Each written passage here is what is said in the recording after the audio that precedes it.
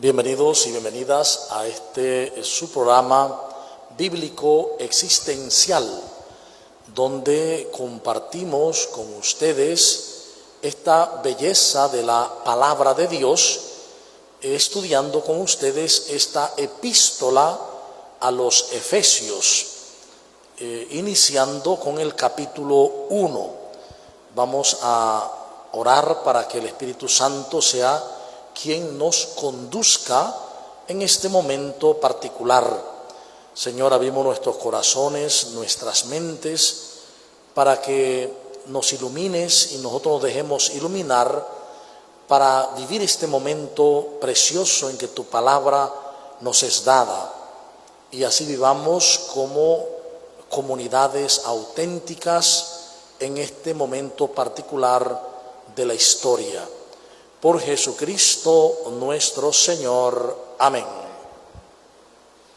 Muy bien, recordemos que esta carta, junto con Colosenses y Filemón, se conoce como la carta de la cautividad.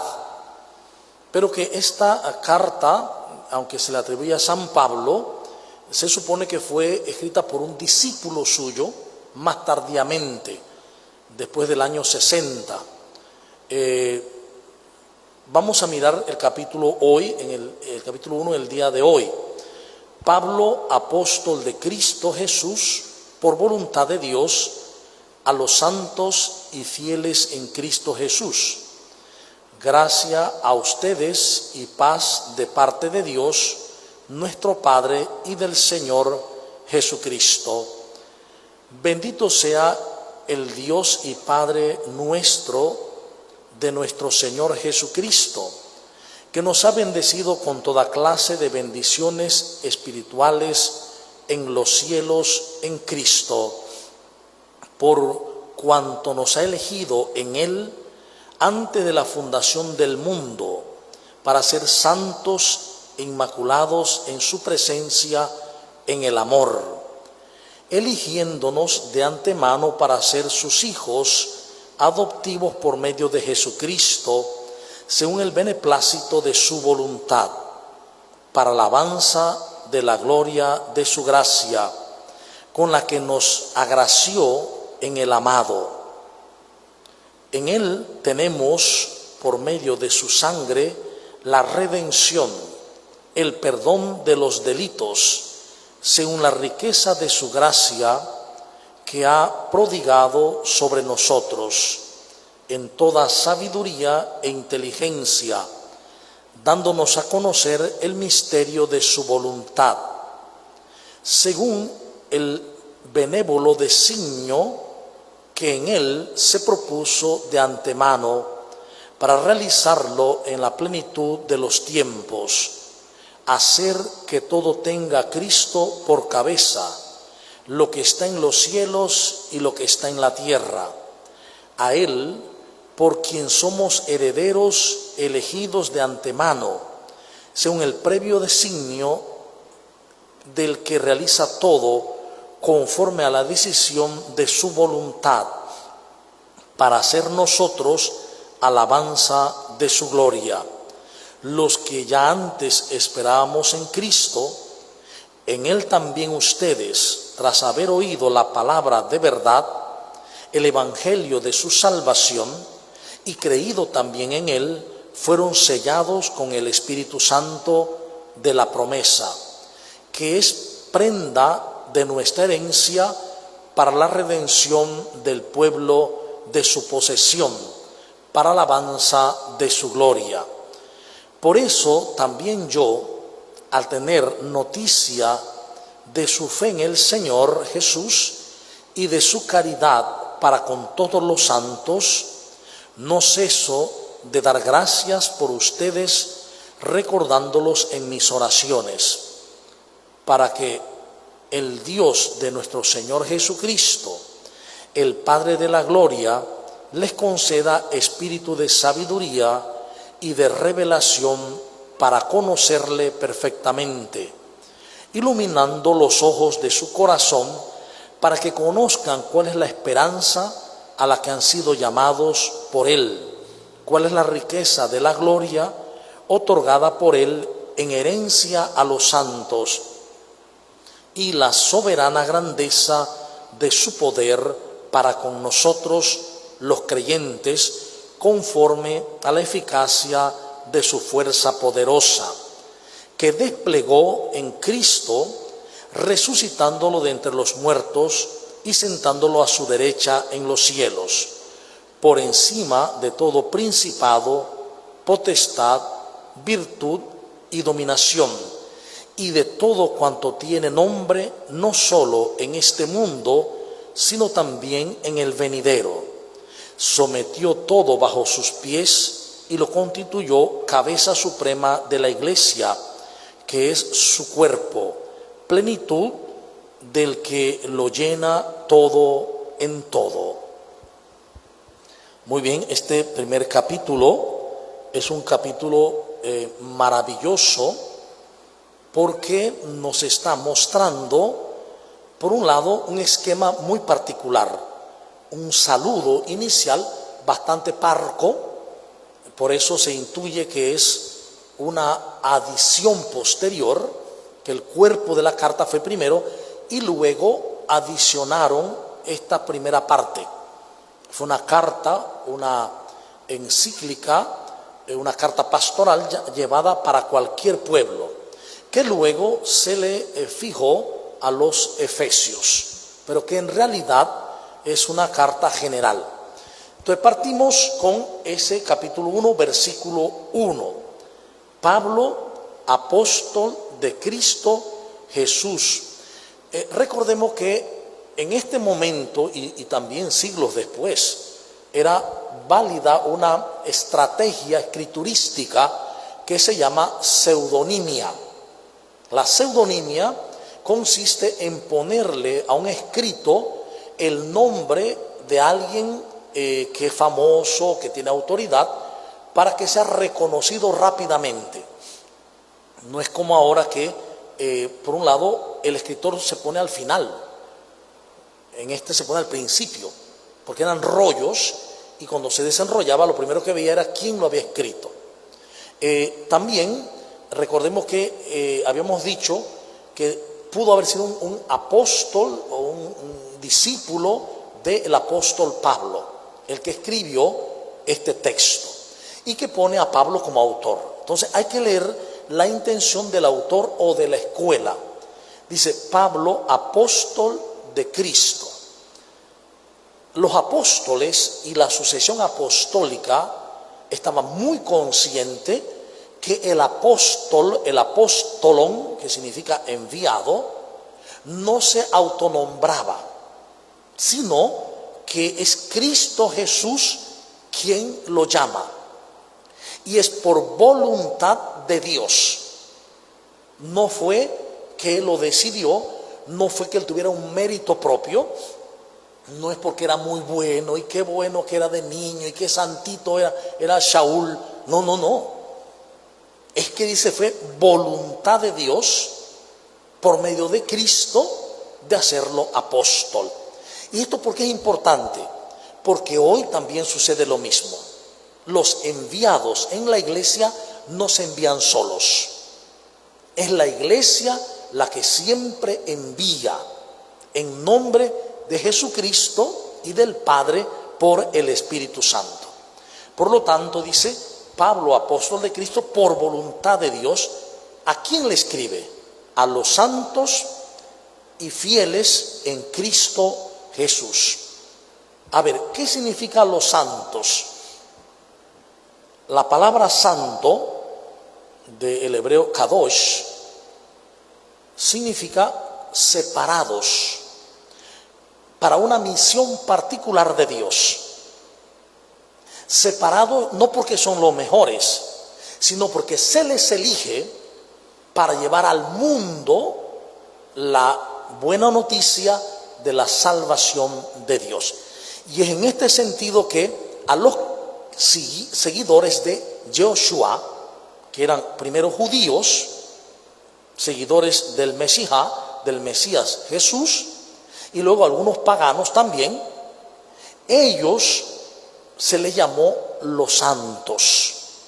Su primer título eran los santos, porque descubrieron que en Cristo formaban un pueblo santo, al ser parte del cuerpo de Cristo. Era por lo tanto lo más común experimentar, creer y vivir para un cristiano, una cristiana, la conciencia de santidad. Eran conscientes de ser santos, de ser elegidos por Dios, santificados por Dios y miembros de Dios en Cristo Jesús. Y dice, gracia a ustedes, lo que le desea es la gracia. Nosotros a veces hemos creído que la gracia es como un rayo, como algo que sale de Dios y nos da o nos quita. No, la gracia es Dios mismo, es su amar, es su vida. Y como en Él nos movemos, somos y existimos todos, estamos dentro de la misma gracia de Dios. La única diferencia es que algunos podemos darnos cuenta y otros no. El que no se da cuenta cree no estar en la gracia. Pero todos estamos bajo el signo de la gracia. Y hay momentos en que podemos rechazar la gracia. Cuando rechazamos el amor, cuando rechazamos la voluntad de Dios, rechazamos la gracia. Pero Dios no deja de amarnos, porque no hay nada que nos aparte de su amor, ni siquiera el pecado, ni la muerte, ni lo alto, ni lo bajo, nada. El texto comienza después del saludo inicial mostrando el plan divino de la salvación. Este plan divino debería hacernos hoy saltar de gozo. Escuchar este texto, meditar este texto, nos debe llevar a saltar de gozo por todo lo que el texto dice de nosotros. El texto está manifestando lo que realmente somos nosotros. Aquello que vimos en Gálatas capítulo 3, 26 y siguiente, ahora se va a reafirmar en este texto. Se va a mostrar quiénes somos nosotros. Y comienza diciendo una alabanza: bendito sea el Dios y Padre de nuestro Señor Jesucristo. En esta carta se es consciente, el escritor es consciente de la Trinidad. Por eso también se ve que es un texto tardío, porque el tema de la Trinidad se fue desarrollando paulatinamente después de los 60 hacia adelante, y no estuvo muy claro sino hasta el siglo III. Entonces, ¿qué pasa? Que ya en esta carta menciona a Dios, que es el Padre, y a Jesucristo nuestro Señor. Y lo primero dice, bueno, Dios nuestro Padre en Jesucristo nuestro Señor nos ha bendecido con toda clase de bendiciones espirituales en los cielos en Cristo. Entonces, hay que ver qué es lo que está diciendo el Padre Dios, precisamente Padre de Jesucristo y Padre nuestro, nos ha bendecido. Dios no maldice. Mientras que en la mentalidad hebrea antigua, los hebreos creían que el Hashem, el creador, tenía tanto la capacidad de bendecir como de maldecir. Jesús reveló que Dios no maldice, que era una interpretación sesgada, que Dios no reveló nunca que Él maldecía, sino que los seres humanos creían que Dios maldecía y puesto ponían en boca de Dios que Él maldecía.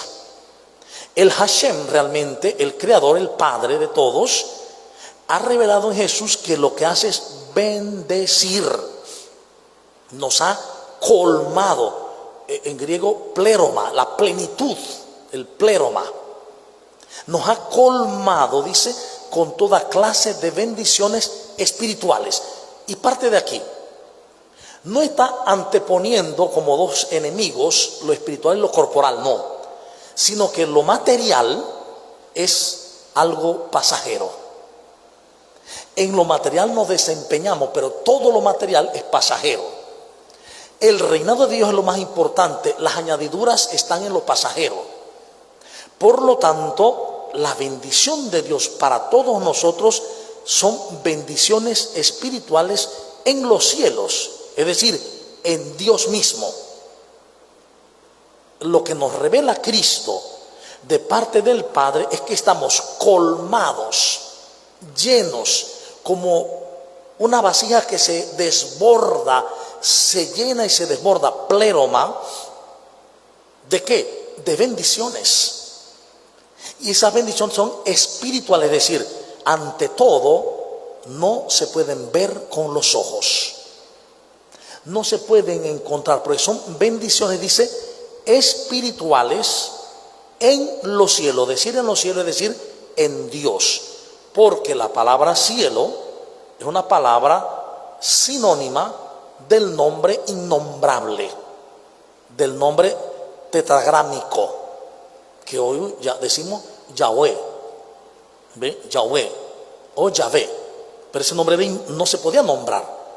Entonces se decía los cielos, por eso reino de los cielos o reino de Dios es lo mismo. Por lo tanto, esa pléroma, esa plenitud, esa llenura de bendiciones espirituales en los cielos es en Dios, por Cristo. Lo que está diciendo es que Cristo Jesús vino al mundo y Él ha venido a mostrarnos esa plenitud y a decirnos que por su pasión, muerte y resurrección garantiza la plenitud para nosotros. Es decir, ya en un primer elemento, en el primer versículo, en el segundo versículo y tercer versículo, encontramos algo maravilloso, sobre todo en este tercer versículo.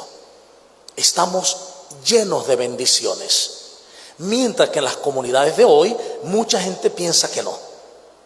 Algunos se sienten hasta maldito, basura, que no sirve, que es un malvado. No, estamos llenos de bendiciones, solo que a veces no lo sabemos. Y dice el versículo cuarto: por cuanto nos ha elegido en Él. Nos ha elegido en Él. Ese Él es Cristo Jesús. Y esta es otra noticia fundamental. Dice, por cuanto nos ha elegido en Él antes de la fundación del mundo. Aquí entra en un elemento que no se tenía antes. Es una idea nueva. Recordemos que el judaísmo creía, y la mayoría de las creencias, que el ser humano viene a este mundo, nace aquí, aquí comienza su vida y aquí se cierra su vida. Y luego se esperaba el juicio. ¿Sí? Ahora, el autor, que llamamos Pablo, está diciendo que no, que en Él fuimos elegidos antes de la fundación del mundo, es decir, antes que existiera el mundo que para Él es Israel y lo que está alrededor, pero que hoy se puede ampliar a todo el mundo, antes de que la tierra fuera creada, antes que las estrellas, antes que los sistemas, antes que los multiversos, ya en Él habíamos sido creados. Es decir, nosotros hemos sido creados en Jesús, en el Verbo, antes de lo material. Quiere decir que fuimos creados en Jesús, o mejor dicho, en el Verbo, en el Espíritu Santo también, en Dios mismo, antes de la creación de todo. Nuestro ser.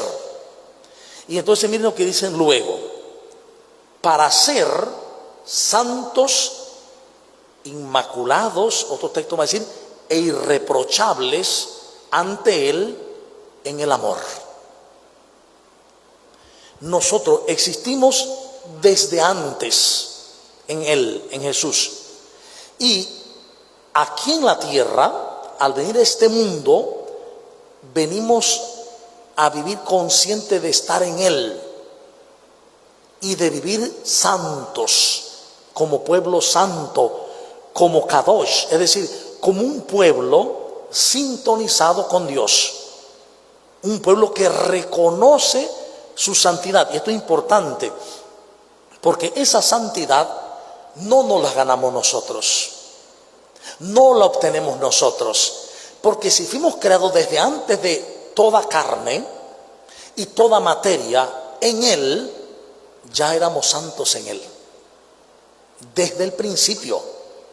Y cuando vinimos a este mundo y fuimos encarnados en este mundo, vinimos santos y seguimos siendo santos. Solo que al llegar a este espacio-tiempo olvidamos quiénes somos. Y nos queda la tarea de redescubrir quiénes somos de verdad.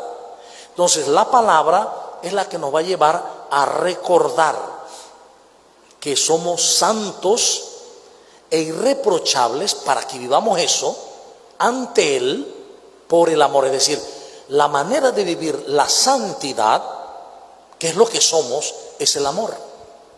Porque resulta que Dios es santo, ¿ve?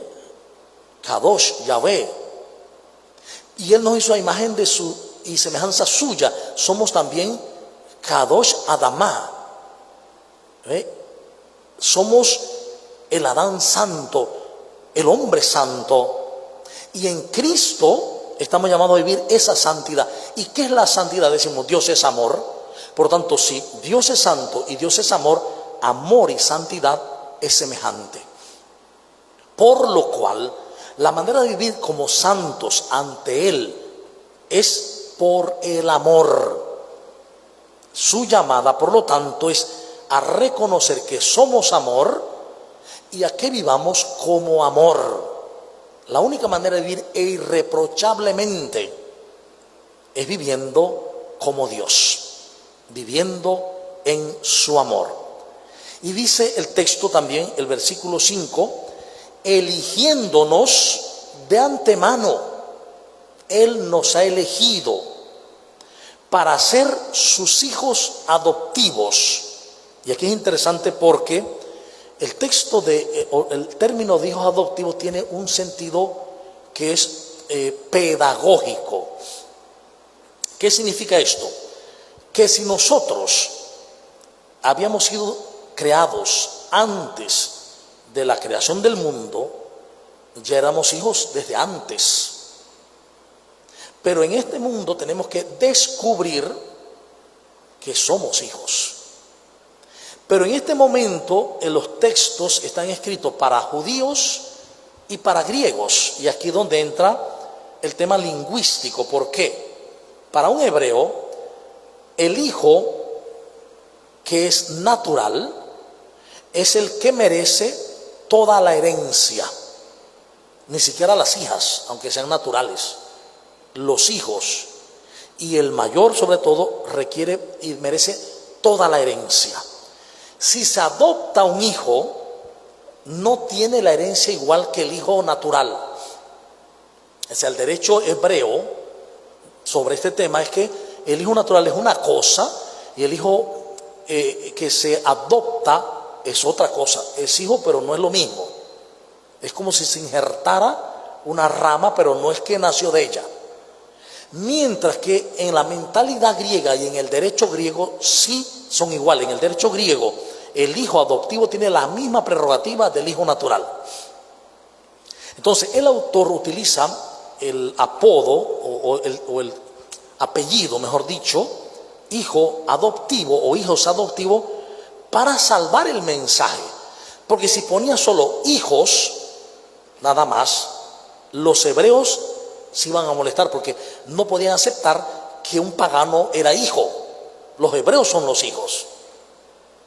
Al poner hijo adoptivo, el hebreo quedaba contento. Nosotros somos los hijos y aquellos son hijos adoptivos. No hay problema. Pero también al ponerle a los griegos hijos adoptivos, el griego entendía que era igual que un hebreo.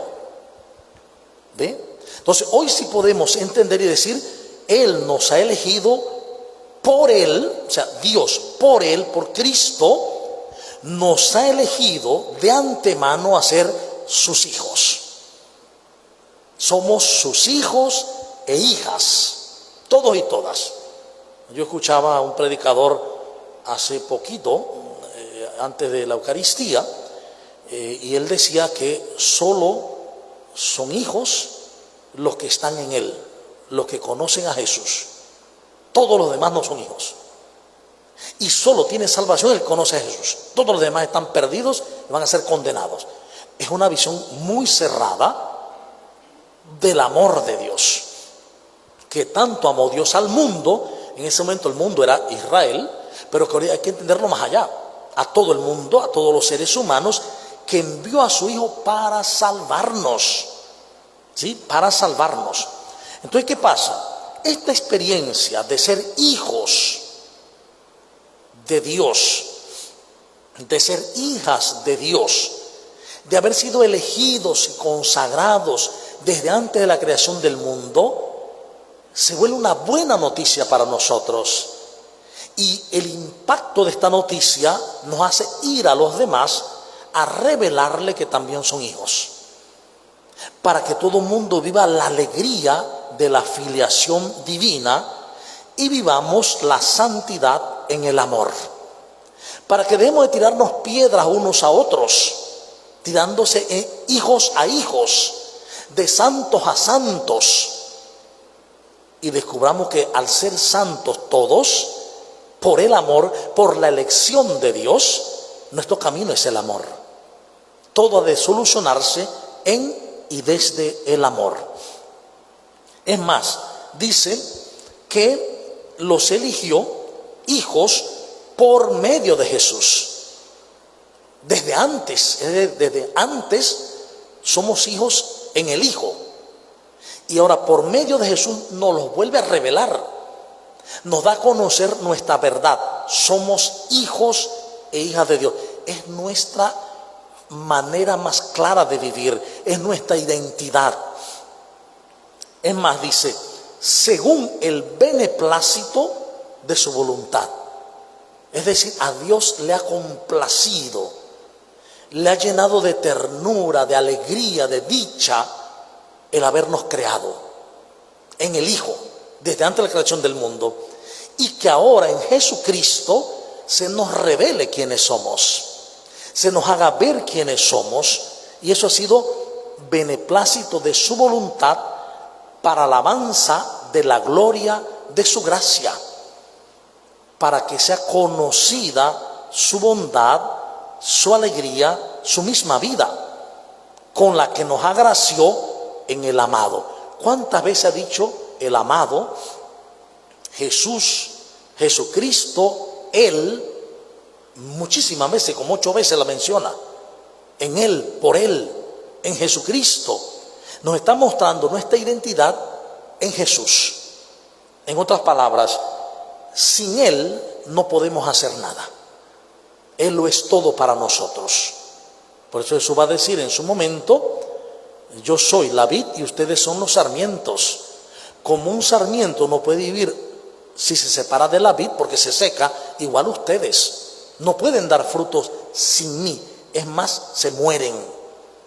Y ese estar unido al sarmiento significa estar unido a Jesús, permanecer en Jesús. Pero este permanecer en Jesús significa estar consciente de ser parte de Él. Cuando no soy consciente, entonces no vivo como permaneciendo en Él, porque no estoy consciente de estar en Él. Entonces me pierdo en el mundo, me pierdo en todo aquello que es pasajero, que no es malo, pero que es pasajero, que es neutro, pero que es pasajero. Entonces, dice el texto en el versículo 7, en Él tenemos por medio de su sangre, va a reafirmar otra cosa, la redención, el perdón de los delitos. Algunas Biblias van a decir el perdón de los pecados. Esta es otra afirmación muy potente que hoy o no se ha oído o no se entiende o se soslaya, se quita para un lado, porque está claro, dice, porque en Él tenemos.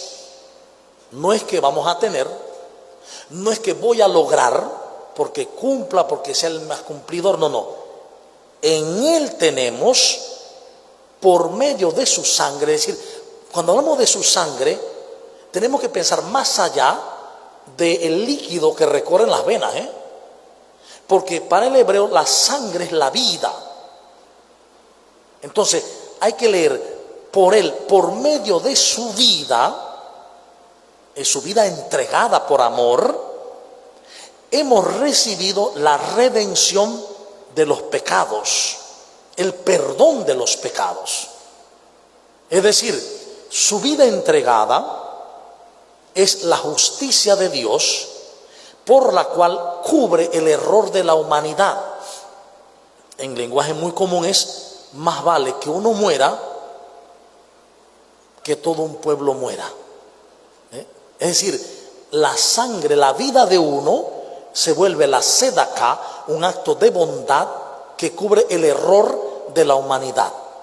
Por esa razón podemos estar convencidos que por él y en él tenemos, por medio de su sangre, de su vida entregada, la redención, el perdón de los delitos. Es decir, estamos redimidos, somos perdonados. Por eso el Papa dice en Gaudete et Exsultate que hemos de concebirnos como un ejército de perdonados. El Papa lo dice: tenemos que reconocernos como un ejército de perdonados.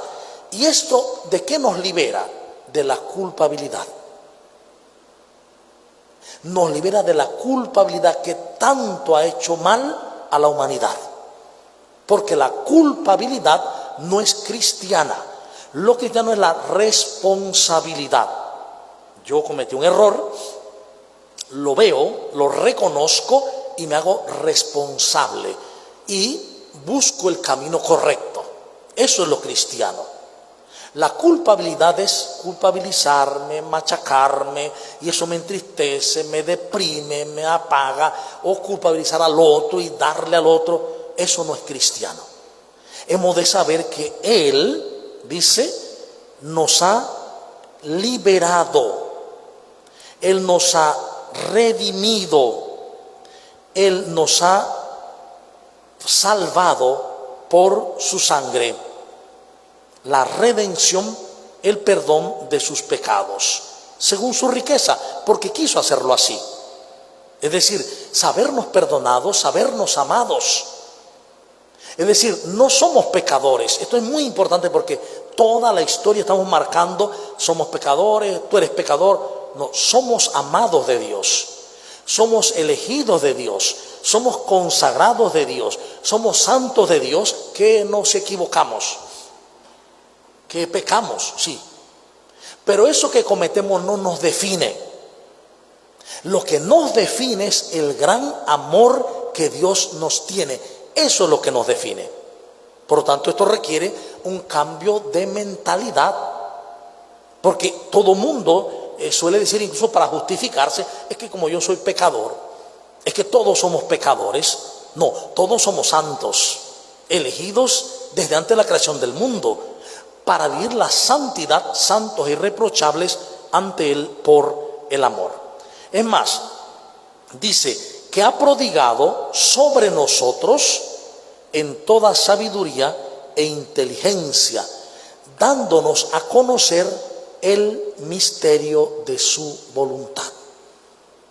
Nos ha dado a conocer el misterio de su voluntad. ¿Y cuál es su voluntad? Que todos los hombres y mujeres se salven y lleguen al conocimiento de la verdad.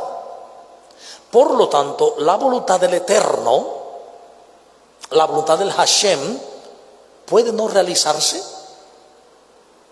Pudiera ser que el creador de todo y el Señor de todo pudiera tener una voluntad que no se realice.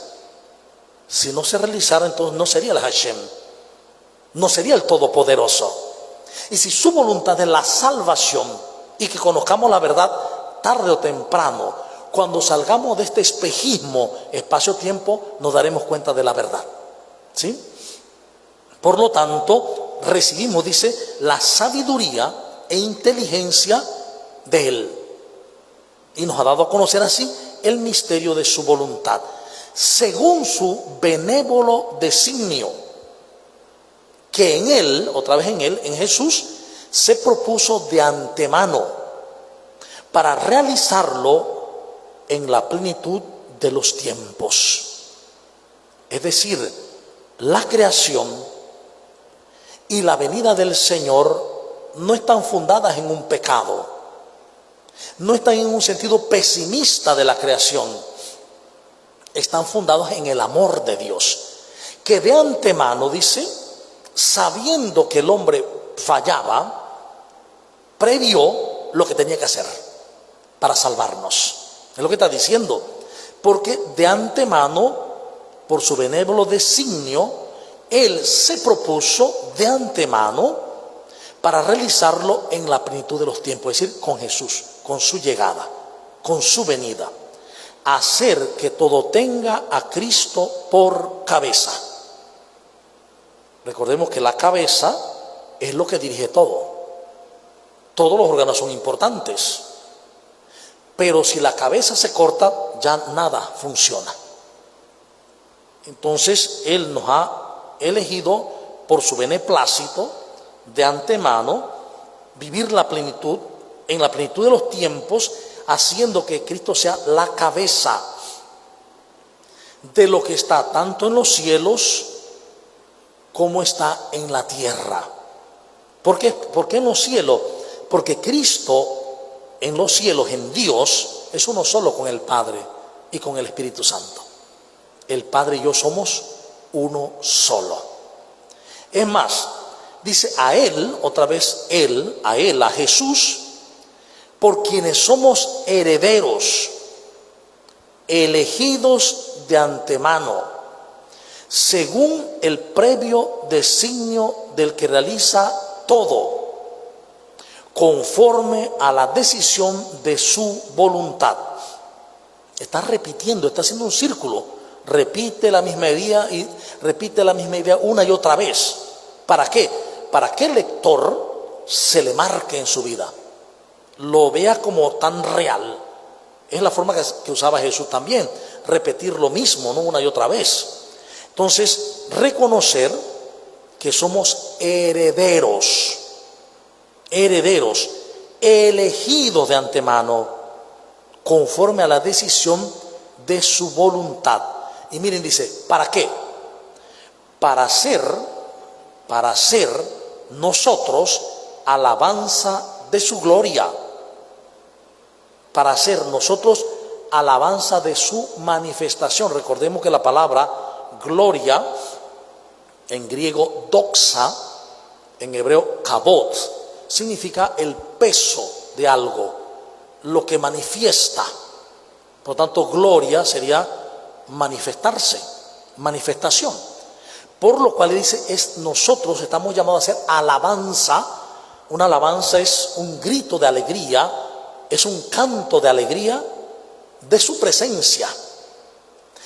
Con esta sabiduría, con saber que somos amor, elección, que somos santos, que somos elegidos, consagrados, debemos vivir tanta alegría que nos convirtamos en alabanza de su manifestación, que nuestra vida relacional en la comunidad manifieste a Dios mismo, que cuando nos vean relacionarnos, vean a Dios mismo. Lo que dice las primeras comunidades de Hechos de los Apóstoles, miren cómo se aman. Ese miren cómo se aman es la alabanza de la gloria, es la manifestación de Dios. Y va a decir, dice, para ser nosotros, en Él también ustedes, nosotros, pero en Él también ustedes. Ese es el motivo de la evangelización. Nosotros nos hemos dado cuenta de esto por Cristo, pero ahora nosotros se lo contamos a ustedes, porque en Él también ustedes, tras haber oído la palabra de verdad es lo que ha dicho antes. La palabra de verdad, dice, el evangelio de su salvación, es decir, a Cristo, el amor de Dios en Cristo, y creído también en Él. Aquí pone unos pasos, que es importante detenerse. Para los que no conocen, que han sido elegidos, consagrados, Para los que no saben que son santos e irreprochables y llamados a vivir ese ser santos en el amor, entonces está el anuncio del Evangelio. ¿Sí?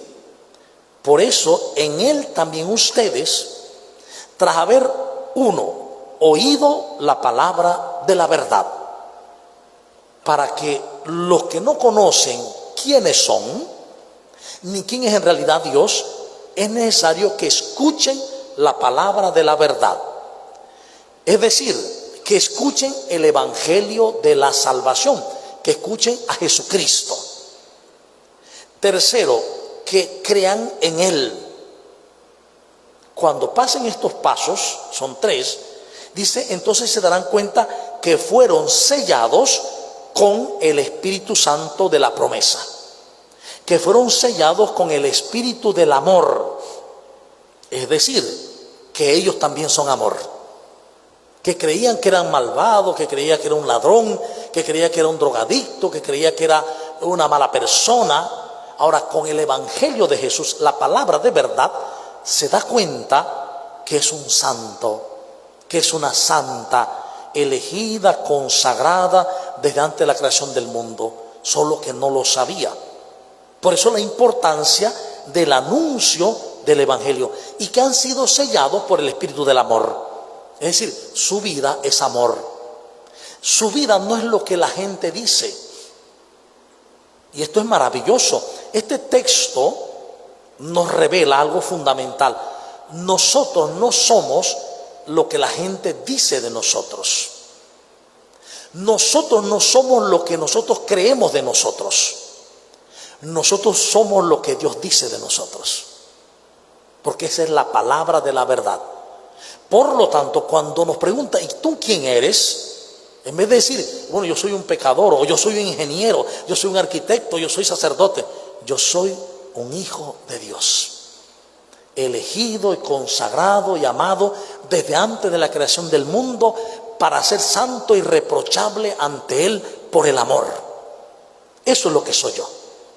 Y fíjense, esto es tan importante. ¿Por qué? Porque psicológicamente, eso está comprobado, nosotros vivimos lo que creemos que somos. Si yo creo que soy un ladrón, viviré siempre eso. Si yo creo que soy un pecador, eso es lo que siempre viviré. Si yo creo que soy un inútil, siempre seré un inútil. Si yo creo que no puedo, nunca podré. Si yo creo que soy el Hijo de Dios, elegido, consagrado, llamado, y lo creo de verdad, eso comenzaré a vivir. La alegría de ser hijo o hija de Dios. Esta promesa dice que es prenda de nuestra herencia. Mire qué hermoso. Esta promesa de que Él nos eligió y nos selló con el Espíritu Santo es la prenda de nuestra herencia. Nuestra herencia no es el carro, la casa, todo eso se acaba. Nuestra herencia es algo que no se acaba nunca, ni nada nos lo puede quitar, ni nunca se nos quita. El ser hijos e hijas amados de Dios. Nuestra herencia es el Señor, lo que dice el Salmo. Es el lote de mi heredad. El Señor es mi herencia. Porque todas las demás herencias se pelean, se roban, se acaban, se hurtan. En el lenguaje de Jesús sería: hagan tesoros en el cielo, acumulen tesoros en el cielo, donde la polilla no corroe como si lo hace en la tierra. Es lo mismo, es saber que mi herencia es Dios. Mientras mi herencia no la descubra como Dios, viviré un vacío. ¿Por qué ese vacío? Porque nada que es perecedero puede llenar al Hijo de Dios. Nada. Al Hijo de Dios solo le llena cuando se da cuenta que Dios le está llenando, que Dios está en Él y Él en Dios. Por lo tanto, dice, es la herencia, la prenda de nuestra herencia para la redención del pueblo de su posesión, de todo el pueblo de su posesión, para alabanza de su gloria otra vez, para manifestarlo. Y esto es para los hebreos y es para los no hebreos también. que todo el mundo reconozca esto. Una segunda parte de este capítulo 1 es el triunfo y la supremacía de Cristo. Por eso también yo, está hablando de sí mismo, al tener noticia de su fe en el Señor Jesús y de su amor para con todos los santos, es decir, al yo darme cuenta de que creen en el Señor Jesús y que aman a los seguidores de Jesús, estos son los santos, todos los santos. Es decir, que los que no sigan a Jesús no son santos, lo son pero no lo saben. Ese es el problema. ¿Ve? Entonces, a todos los santos no ceso de dar gracias por ustedes, recordándoles mis oraciones. Pablo dice, estoy orando por ustedes porque están conscientes de lo que son. Estoy orando por ustedes porque están viviendo lo que son, porque están amando a los demás. Es más, dice, para que el Dios de nuestro Señor Jesucristo, el Padre de la gloria, les conceda espíritu de sabiduría y de revelación para conocerle perfectamente. ¿Qué está diciendo? Yo oro para que ustedes descubran el misterio trinitario, es decir, el amor del Padre en el Hijo por el Espíritu Santo, y que ese Espíritu Santo les dé la sabiduría de vivir como hijos, hijas de Dios, en su amor. Y que ese Cristo, con su muerte y resurrección, ha dado vida, iluminando los ojos del corazón. Aquí esto es importante, no es con los ojos de la vista, por eso se dice oftalmos, la vista en griego, oftalmos, de ahí viene oftalmología, sino con el ver del corazón, que se dice blepoi, ver desde el corazón, esa capacidad de ver como Jesús, y así descubrir la riqueza de su gloria, la fuerza eficaz de su amor, su resurrección por nosotros, aquel que está sentado a la diestra del Padre y que ha venido para someter todo bajo sus pies, constituyéndose cabeza de la iglesia y nosotros su cuerpo. Es decir, vivir como una unidad con Cristo. Lo que Cristo es, lo soy yo también. Uno cuando ve a alguien dice, allá veo la cabeza, pero no sé si es el cuerpo, es una locura. Si veo la cabeza y la distingo, sé que es su cuerpo también. Igual, si veo a Cristo, veo el cuerpo, que es la iglesia. Si veo la iglesia, veo a Cristo, que es su cabeza, en una perfecta unidad de amor. Amor los unos a los otros, porque ese amor de ese cuerpo es lo que ayudará a que el mundo descubra quién es y vivamos todos bajo la supremacía del amor. Bien, vamos a dar espacio ahora para la participación. Si alguien quiere preguntar, quiere decir algo, podamos pues compartir.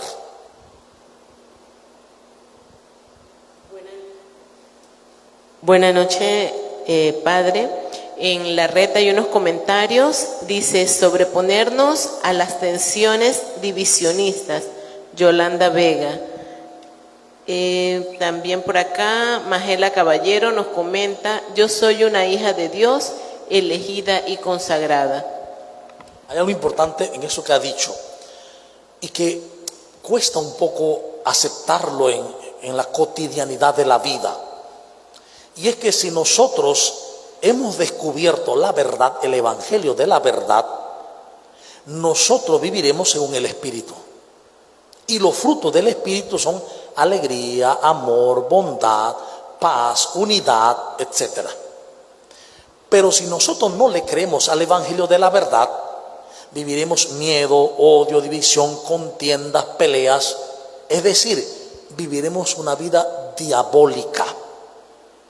La división entre los hombres, entre la humanidad, siempre es diabólica. Y la unidad entre los seres humanos, la unidad verdadera, no la humanidad la unión esa por conveniencia, no, la unidad verdadera, que busca el bien común, que busca la dignidad, que busca eso, siempre es del Espíritu Santo. Entonces, no olvidemos que el Espíritu Santo siempre nos lleva a la unidad, al amor, a la paz, a la justicia. Bien. ¿Alguien más? Buenas noches, padre. Nois. Ustedes hablaban antes de un concepto que tenía el pueblo hebreo como que circular, algo de la idea, una idea circular.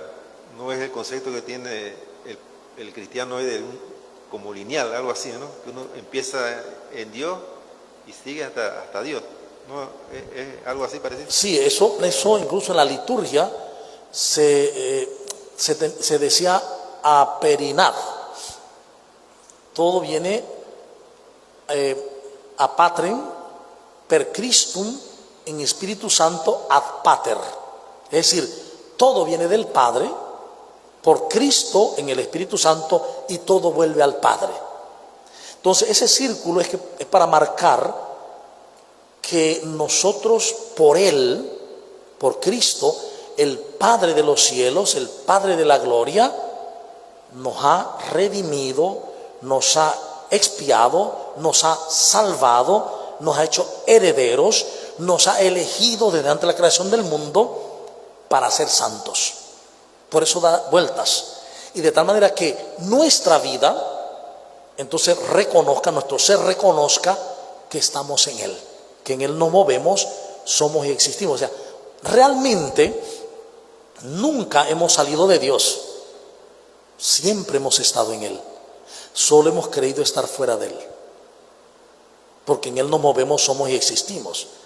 Para entenderlo un poco, es como si tuviéramos un binocular y entonces empezáramos a mirar el paisaje, y de pronto mirando el paisaje empecemos a creer que somos el binocular, y perdemos la noción del ser que está mirando y me creo el binocular. No, nuestro cuerpo, esta morada terrenal que dice Pablo, es como el binocular por el que nos asomamos al espacio-tiempo. Pero más allá del binocular, más allá del cuerpo, está mi ser, y no puedo olvidar quién soy, que me manifiesto, que me comunico, que realizo en este mundo a través de un cuerpo, pero que es un cuerpo finito, perecedero, y que por lo tanto lo que soy, lo soy no por el cuerpo, porque el cuerpo se acaba, el cuerpo, lo soy por la elección que Él hizo desde antes de la creación del mundo, porque nos eligió y nos consagró. ¿Algo más? A ver.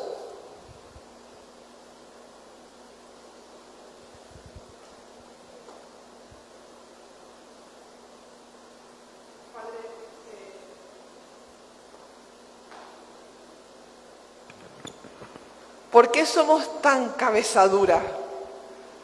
Con esta palabra, esta carta a los Efesios, hay tanta belleza y todos los somos nosotros mismos. ¿Por qué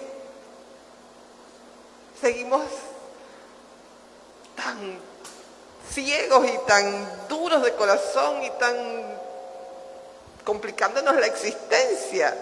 Si somos amor, seríamos todos felices. No sé, todo lo que habla aquí es maravilla. Claro. En el siglo XVI, Santa Teresa de Jesús decía algo similar. Él decía, el ser humano, no habla del cristiano, sino el ser humano es una riqueza profunda. Dice, es una mina de oro. El ser humano es una mina de oro, que si escarbase lo suficiente, descubriría el tesoro. Dice, pero el ser humano, y eso lo dice porque ella se pregunta, ¿por qué Dios da tantas mercedes al ser humano? A este ser humano que no lo escucha, que no le sigue, que hace lo que le da la gana. Y ella va a decir es que cuando el ser humano no se conoce, no sabe quién es, vive una vida penosa. Una vida penosa. Y va a decir ahí, es que el que no se conoce es como la bestia del campo. Dice ella, de suerte que no conocer que soy hijo de tal padre es una bestialidad, dice ella, una bestialidad. Entonces, claro, cuando yo no sé quién soy, entonces hay un retroceso a la animalidad y vivimos como animales. ¿Qué hace el animal? Lo que no le gusta, lo rechaza y huye de ello. Y lo que le gusta, lo busca aunque tenga que romper cercas. Ese es el animal. Entonces, y esto es muy hermoso porque en el libro del Génesis, hay, en todos los días de la creación, el autor sacerdotal lo supo hacer muy bien, esto fue consciente. Cada día se crea una realidad, pero en el día sexto se crean dos realidades: los animales del campo y el hombre. Y dice, y que el ser humano está llamado a gobernar, a apacentar los animales. Y dice un autor, Paul Bochon, dice, pero el ser humano, antes de pastorear, de dominar los animales, tiene que ser pastor de su propia bestia, pastor de su propia animalidad. Porque estamos siempre en una especie de tensión entre caminar en la conciencia de quién soy, hijo de Dios, elegido, consagrado, u olvidar lo que soy y retroceder a la animalidad. Entonces, toda guerra, todo odio, es decir, el ser humano es capaz de hacer lo más sublime porque es hijo de Dios, o también lo más terrible como el peor animal. Y eso depende de si sé quién soy o no lo sé. Por eso la importancia de anunciar el evangelio de la verdad. Es tan importante evangelizar hoy. No es para que vengan a un grupo, no es para que se sumen a un grupo, ese no es el fin. El grupo es un instrumento para que las personas avancemos en el conocimiento de la verdad. ¿Sí? ¿Alguien más? Hay otro comentario en redes de parte de Augusto Batista. Dice, uno de los problemas de nosotros es creer en el perdón de Dios, sobre todo cuando nos confesamos. Ajá. Lo que pasa es que recuerden, esto otra vez lo he dicho, hay que tener un cuidado con esto, porque cuando muchas veces la gente no valora el perdón de los pecados es porque no conoce la esencia de lo sacramental. ¿De qué es un sacramento? Un sacramento es una realidad visible que nos transmite una realidad invisible. Es un sacramento. Una realidad visible, agua para el bautismo, vino y pan para la Eucaristía, unas palabras y unas manos que se imponen para el perdón de los pecados. Es un acto visible que nos transmite lo invisible. En el bautismo, el incorporarnos a Cristo, el ser consciente de ser hijo de Dios, incorporarnos a Cristo, a la iglesia. En la Eucaristía, el cuerpo y la sangre del Señor. En el perdón de los pecados, en la confesión, el perdón que ya se dio en Cristo. Ese perdón que habla Pablo, que hace 2000 años y pico se dio, se actualiza en el sacramento. Entonces es parte de la pedagogía del amor de Dios. Por eso decía un teólogo de la liturgia que los sacramentos son como las manos de Dios que nos acarician. Porque es cierto, Dios nos perdonó ya hace 2000 años, pero a esta generación hay que anunciarle la palabra de verdad, y esta generación necesita un signo que le haga sentir la verdad. Ejemplo, una esposa le dice al esposo que lo ama, pero nunca le abraza, nunca le toca, nunca le besa. Eso, bueno, sí, yo te amo, pero no te toco. Eso es un poco extraño, porque eso que te digo, que te amo, se muestra en el abrazo, en el beso, en el sentir físico. Eso lo necesitamos. Igual los niños, ¿no? Hoy por hoy se dice que cada persona requiere por lo menos 20 abrazos al día. Necesita algo físico. Entonces la confesión es algo físico que nos transmite algo que ya sucedió, que ya se dio, pero que hoy se está actualizando por el amor de Cristo a través de su iglesia. Por eso es importante la confesión, porque la confesión actualiza para alguien que necesita lo físico. Por ejemplo, ¿por qué razón las personas dicen, no, yo te perdono? No, pero dime que me perdonas. Si yo te perdono, pero abrázame y perdona. Ahora sí siento el perdón. Es lo mismo. Es un don admirable para aquella persona que necesita sentir, experimentar en el tiempo y el espacio la gracia que ya se dio hace mucho tiempo. Y lo importante de esto será que nuestras comunidades hoy nos planteemos la necesidad de redescubrir quiénes somos, para poder entonces evangelizar, porque si no descubrimos quiénes somos de verdad, según este capítulo 1 de la carta a los Efesios, lo que vamos a decir en la evangelización será todo error, y no llevaremos el evangelio de la verdad, sino que llevaremos un pseudo evangelio del error y de la división. Bien, agradecemos este momento y vamos a culminar con una oración. Te damos gracias, Señor, por tu palabra, por habernos elegido, consagrado, amado desde antes de la creación del mundo en Cristo, y porque ahora nos revelas con Cristo nuestro designio, que ha sido de tu beneplácito, que seamos alabanza de tu gloria, que seamos capaces en nuestra vida de santidad, de amor, mostrar tu rostro invisible a los demás. Por Jesucristo nuestro Señor. Amén. En el nombre del Padre, del Hijo y del Espíritu Santo. Amén. Agradecemos su atención prestada y les recordamos encontrarnos el próximo programa a esta misma hora y el mismo canal. Mil bendiciones.